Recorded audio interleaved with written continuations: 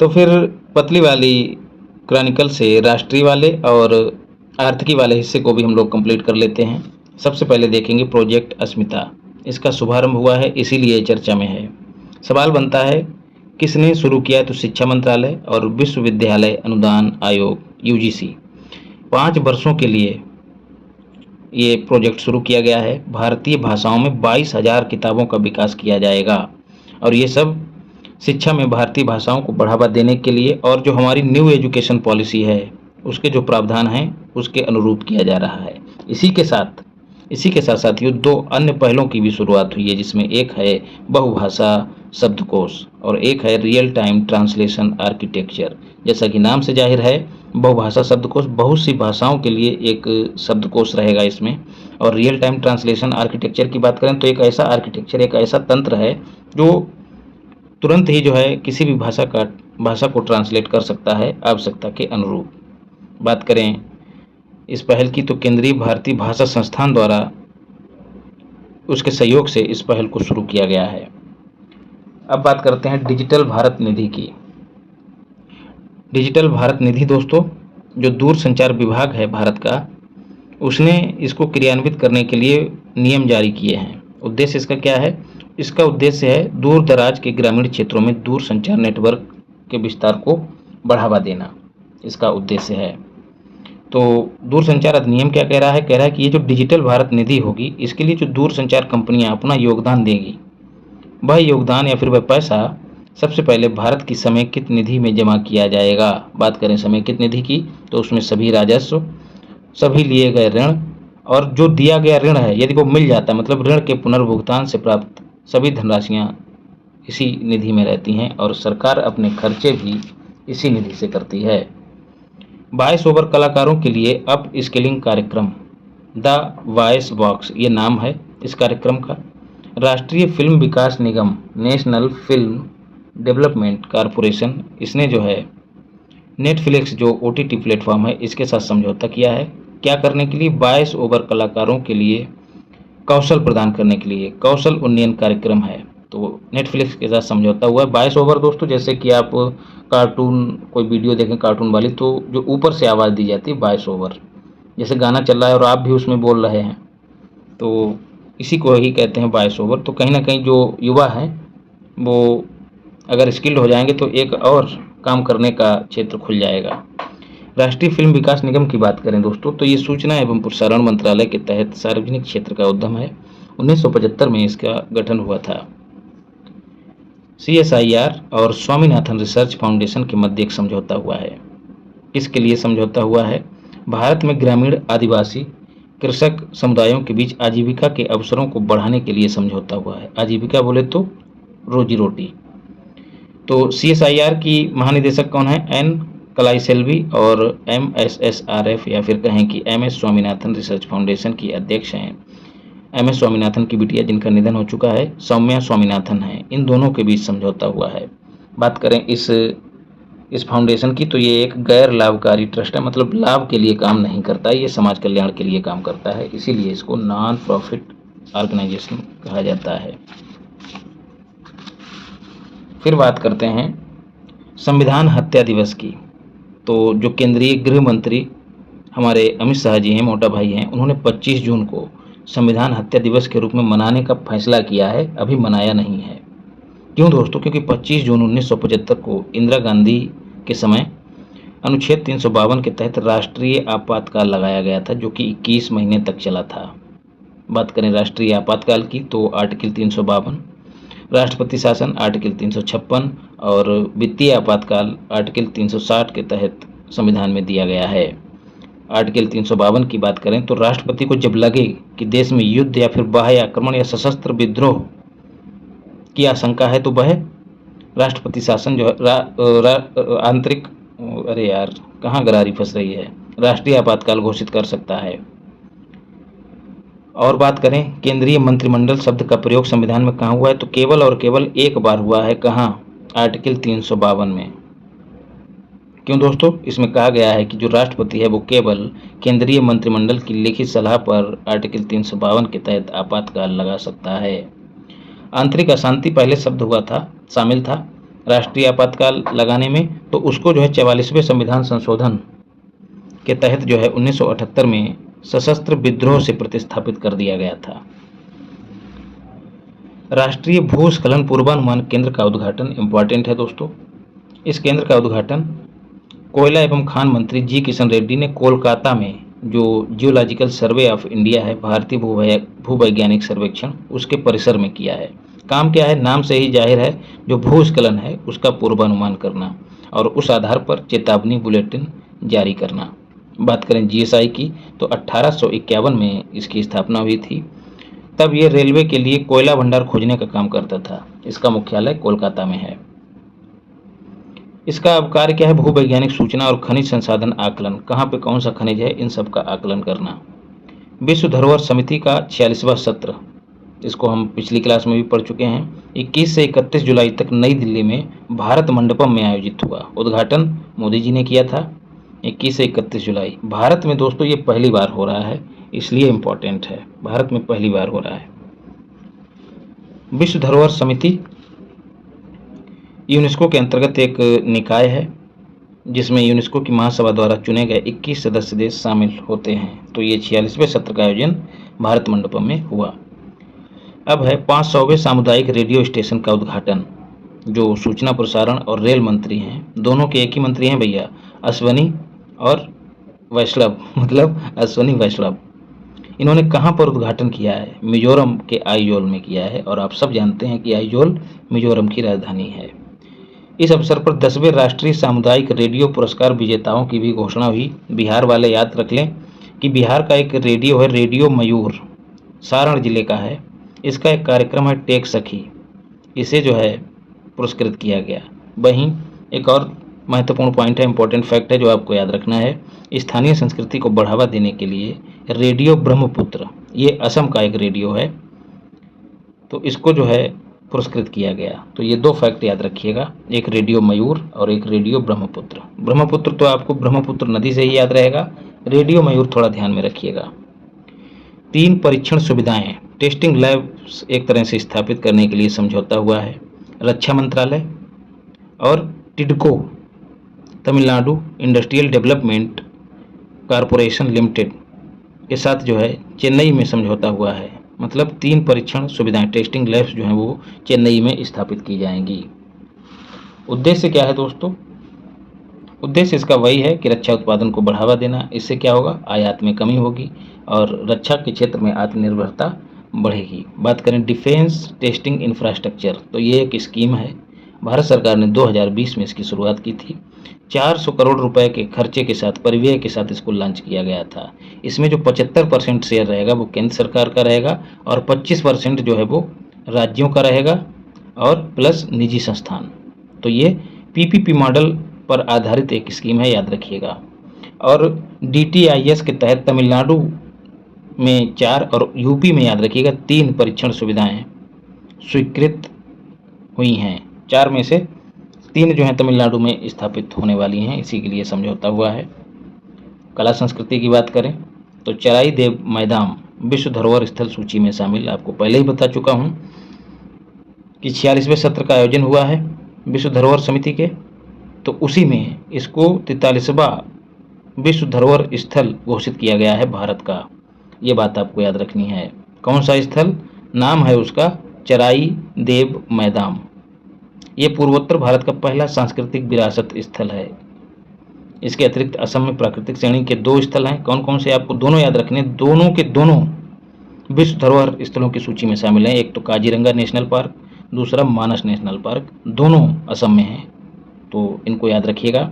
तो ये 43वां स्थल है जिसका नाम है चराई देव मैदान। ये दोस्तों अहोम राजवंश का एक शवों को दफनाने का एक तरीका है, एक शैली है, टीला दफनाने की एक प्रणाली है।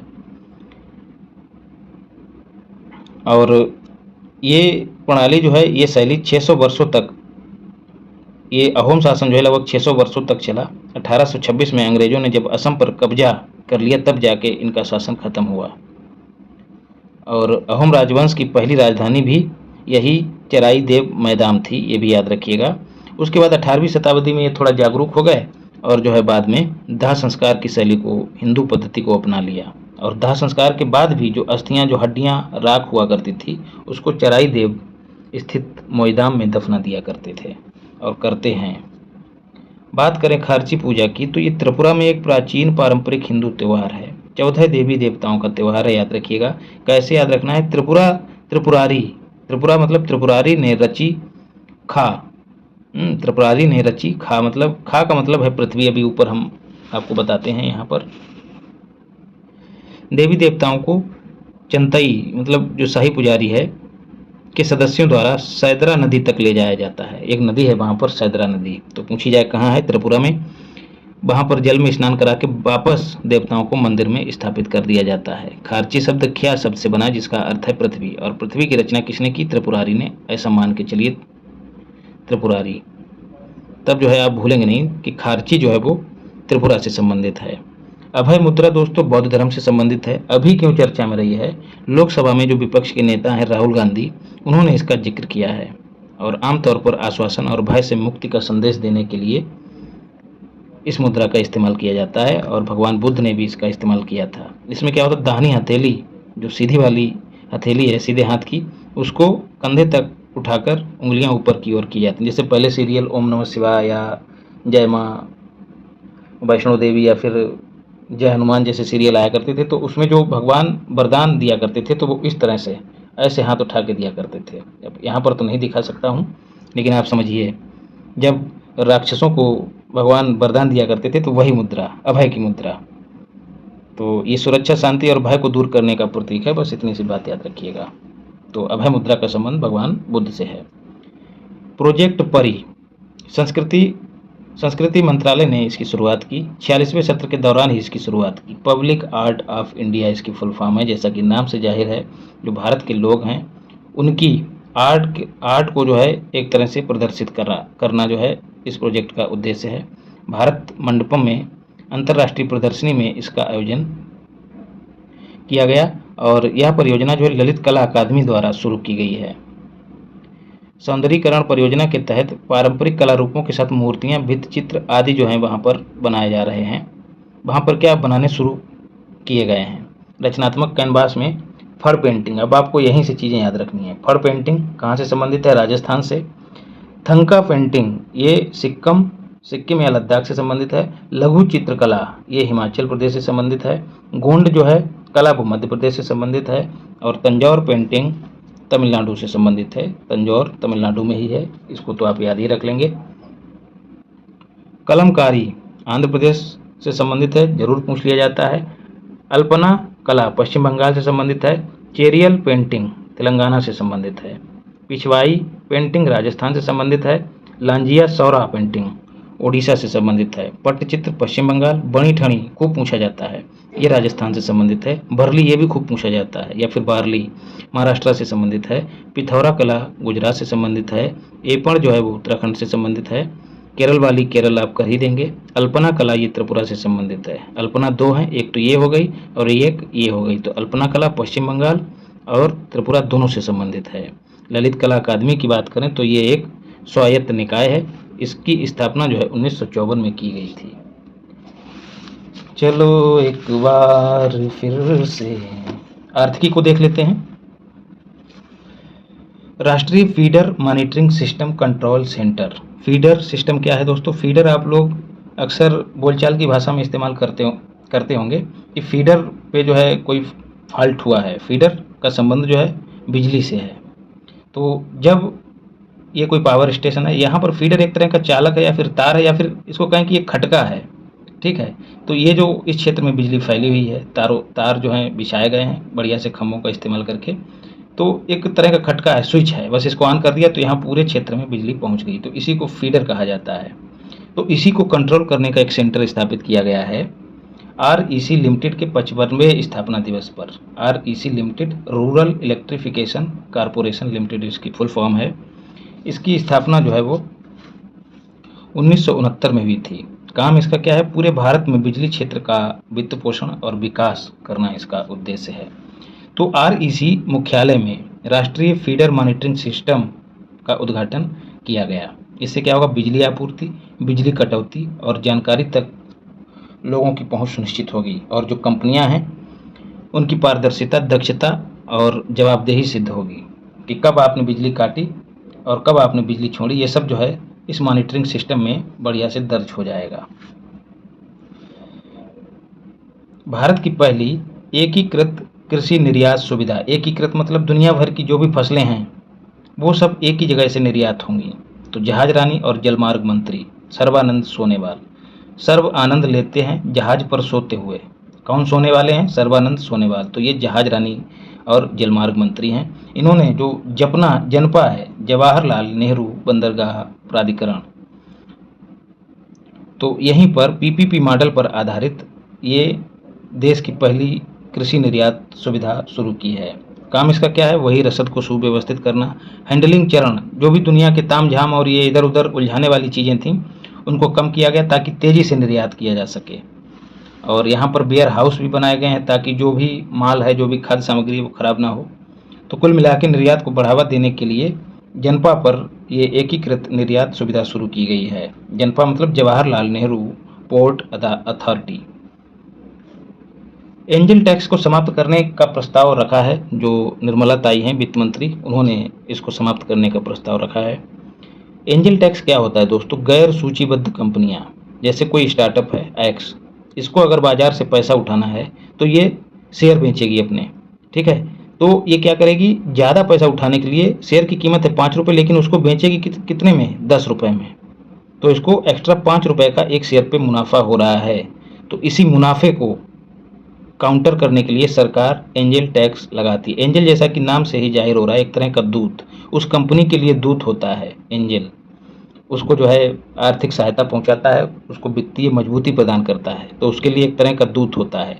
ये दूत होते कौन है? ये जो कंपनी एक्स है, इसी के कोई अपने परिचित होते हैं, अपने दोस्त होते हैं, रिश्तेदार होते हैं।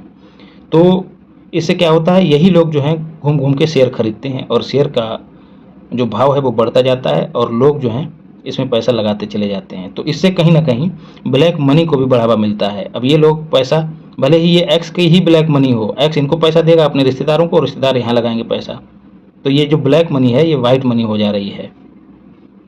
तो इसी से बचने के लिए सरकार ने 30.9% का एंजल टैक्स जो है वो कंपनियों पर, ऐसे जो छोटे स्टार्टअप्स हैं उन पर 2012 में लागू किया, याद रखिएगा। और ये है क्या दोस्तों? आपको ऊपर ही बता दिया है, बेहिसाब धन के सृजन और उपयोग को रोकने के लिए लाया गया था। धन का सृजन आप जान ही रहे हैं, लगातार लोग शेयर खरीदेंगे तो कंपनी को पैसा मिलेगा। खनिज अन्वेषण हैकाथॉन का शुभारंभ। हैकाथॉन मतलब एक तरह की प्रतियोगिता है। केंद्रीय कोयला और खान मंत्री जी किशन रेड्डी ने हैदराबाद में, याद रखिएगा हैदराबाद में, इस हैकाथॉन का आयोजन किया। किस लिए? खनिज खोज, जो खनिज हैं छिपे पड़े हैं भूमि के गर्त में, पृथ्वी के गर्भ में, उनको नवोन्मेषी तकनीकों का सहारा लेके किस तरह से आसानी से निकाला जाए, मतलब नए नए आइडियाज़ देने हैं कि कैसे आसानी से इनको निकाला जाए। इसके लिए आर्टिफिशियल इंटेलिजेंस का सहारा, मशीन लर्निंग, ये ऐसी टेक्नोलॉजीज़ का जो है इस्तेमाल किया जाएगा। इन पर आधारित टेक्नोलॉजी का आइडिया जो है इजाद करना इस हैकाथॉन का उद्देश्य था। विझिंजाम दोस्तों, केरल के विझिंजाम में अडानी समूह के नवनिर्मित बंदरगाह है उसका, अडानी समूह का, उस पर पहले मालवाहक जहाज का स्वागत किया गया। दोस्तों केरल में ये पहला ऐसा बंदरगाह बना है, केरल के तिरुवनंतपुरम में है, याद रखिएगा। तटीय शहर विझिंजाम में बंदरगाह बनाया गया। एकमात्र भारतीय उपमहाद्वीप का ऐसा बंदरगाह है जो अंतर्राष्ट्रीय शिपिंग मार्गों से करीब और भारतीय तटरेखा पर स्थित है। ये देखिए, ये भारत है और ये यहाँ पे केरल है। तो यहाँ से आप देखेंगे कि बड़े बड़े जहाज और इधर जो भी एशिया का व्यापार है वो यहीं से होता है। तो कहीं ना कहीं ये जो पोर्ट है ये इसके नज़दीक है। तो ये इस तरह का पहला पोर्ट है, याद रखिएगा। और जो फैक्ट दिया गया है कि 95% विदेशी व्यापार समुद्र मार्ग से होता है भारत का। कभी कभी इस तरह के फैक्ट जो है कथन के रूप में पूछ लिए जाते हैं। और मूल्य के लिहाज से 70% व्यापार होता है। तो दोनों फैक्ट आपको याद रखने, 95% और 70%। खुदरा डिजिटल भुगतान में व्यापक वृद्धि की संभावना बताई गई है। एक सर्वे किया है अमेजन पे ने और कहा है कि भारत का खुदरा डिजिटल भुगतान, ये जो हम लोग गूगल पे, फ़ोन पे ये सब करते हैं, इसी की बात कही जा रही है कि 2030 तक 2 गुना होकर $7 ट्रिलियन हो जाएगा। भारत में यूपीआई लेन देन की शुरुआत 2016 को हुई थी, ये भी याद रखना है। तो $7 ट्रिलियन कब तक हो जाएगा? 2030 तक। फिर ड्रेज्ड सेडिमेंट्स के मूल्यवर्धन पर शोध प्रस्ताव को मंजूरी। ड्रेज सेडिमेंट्स क्या है दोस्तों? ड्रेज्ड सेडिमेंट्स झीलें हैं, नदियां हैं, बंदरगाह हैं और जो अन्य जल निकाय हैं, ताल, तलैया, पोखर, इनमें जो तलछट जमा है, जो गाद है, जो अपशिष्ट है, उसका मूल्यवर्धन किस तरह से किया जाए, इस पर शोध के लिए एक प्रस्ताव को मंजूरी दी गई है। किसके द्वारा? पत्तन, पोत, परिवहन और जलमार्ग मंत्रालय के द्वारा। तो ये जो ड्रेज्ड सेडिमेंट्स हैं, ये कच्चे माल के रूप में इस्तेमाल किए जाएंगे यदि इनका मूल्यवर्धन हो गया तो इससे कहीं ना कहीं जो अपशिष्ट है उसका इस्तेमाल होगा और पर्यावरण को फ़ायदा पहुंचेगा, उससे संबंधित जो समस्याएं हैं उनका निदान होगा, संसाधनों का बेहतर इस्तेमाल होगा। तो ड्रेज्ड सेडिमेंट्स क्या हैं? वही जो जल निकाय हैं उनकी तली पर जमा हो जाते हैं। तो एक तरह से कह सकते हैं कि रिसाइकलिंग जो एलिमेंट्स हैं, जो रिसाइकल होने योग्य हैं, वही ड्रेज्ड सेडिमेंट्स हैं। भारत सरकार और एडीबी, एशियन डेवलपमेंट बैंक के बीच ऋण पत्र पर हस्ताक्षर हुए हैं। कितने रुपए के? $170 मिलियन रुपया जो है, मतलब डॉलर जो है, वो देगा कौन? Asian development bank. किसको? भारत को। किस लिए? जो यहाँ की स्वास्थ्य प्रणाली है, हेल्थ सिस्टम है, उसको उन्नत करने के लिए और जो आने वाली भविष्य की महामारियाँ हैं, भगवान करे ना आए, तो उससे निपटने की क्षमता विकसित करने के लिए एशियन डेवलपमेंट बैंक ने मंजूरी दे दी है। और ये राशि जो है भारत सरकार राष्ट्रीय स्वास्थ्य नीति 2017 के कार्यान्वयन में व्यय करेगी। राष्ट्रीय स्वास्थ्य नीति 2017 याद रखना है। इसका उद्देश्य क्या है? सभी को गुणवत्ता युक्त स्वास्थ्य देखभाल सेवाएं प्रदान करना। बात करें एशियाई विकास बैंक की, तो स्थापना इसकी 1966 में हुई थी। वर्तमान में इसके अध्यक्ष जो हैं वो असाकावा हैं, बस इतना ही याद रखिएगा। और हेडक्वार्टर जो है इसका फिलीपींस की राजधानी मनीला में है। मनीला में एक चीज़ और है दोस्तों, अंतर्राष्ट्रीय चावल अनुसंधान संस्थान, ये भी याद रखिएगा, चावल अनुसंधान संस्थान। तो दोस्तों इस तरह से हम लोगों ने आर्थिकी और राष्ट्रीय वाला हिस्सा कंप्लीट कर लिया है, उसका रसास्वादन कर लिया है। अगला नंबर जो है अंतर्राष्ट्रीय का होगा और फिर विज्ञान और प्रौद्योगिकी का होगा और पर्यावरण का होगा, और इसी के साथ जो है पूरी आर्थिकी जो है वो खत्म हो जाए, पूरी जो क्रॉनिकल है वो समाप्त हो जाएगी। तो मिलते हैं अगली वीडियो में। चैनल को सब्सक्राइब कीजिएगा, वीडियो को शेयर कीजिएगा और टेलीग्राम चैनल भी इसी नाम से है, उसको भी ज्वाइन कर लीजिएगा, टारगेट विद पार्थ। तो वहाँ पर आपको अपडेट्स मिलते रहेंगे और जो भी नोट्स वगैरह होंगे क्लास के वो शेयर होते रहेंगे। तो खूब दबा के पढ़िए, मेहनत करिए, माता पिता की सेवा कीजिए, महिलाओं का सम्मान भी कीजिए। धन्यवाद।